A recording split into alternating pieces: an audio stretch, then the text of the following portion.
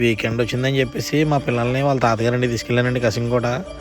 అయితే చెరుకు తోటలో నుంచి అలాగా 1 కిలోమీటర్ లోపలికి వెళ్ళామండి. కిలోమీటర్ లోపలికి వెళ్ళాక అక్కడ బెల్లం వండే షెడ్ ఒకటి కనిపించిందండి. అయితే ఈ షెడ్లోని బెల్లం ఎలా వండుతారు, మా పిల్లలు మాత్రం అక్కడ బెల్లం తింటూ బెల్లం వండే మిషన్తో ఆడుతున్నారండి. అయితే బెల్లం ఎలా వండుతారు, బెల్లం వండిన తర్వాత ఎలాగా అచ్చులేస్తారు, బెల్లం దేని మీద మర పెడతారు, అదే వండుతారు కదండి మంట పెట్టడానికి, అవన్నీ ఒకసారి గమనించాం. అయితే అయిపోయిన తర్వాత కొద్ది బెల్లం తినేసి మళ్ళీ వాళ్ళ తాతాలు పండించిన వరి పొలం ఎలా ఉందో చూడడానికి వెళ్ళామండి. మా పిల్లలు మాత్రం తెగాడేశారు.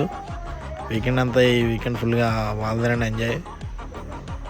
అయితే వరి పొలం చూడడానికి మాత్రం అబ్బాబ్బా కానీ మా పిల్లలు అటు నుంచి వచ్చేటప్పుడు నాన్న ఎత్తుకుంటే భుజాన్ని ఎక్కించుకొని వరి పొలాల్లో నడుచుకొస్తుంటే మా చిన్నతనం గుర్తొచ్చిందండి నాకైతే మాత్రం. మా పిల్లలు మాత్రం ఒక లెక్కలో ఎంజాయ్ చేశారండి. మరి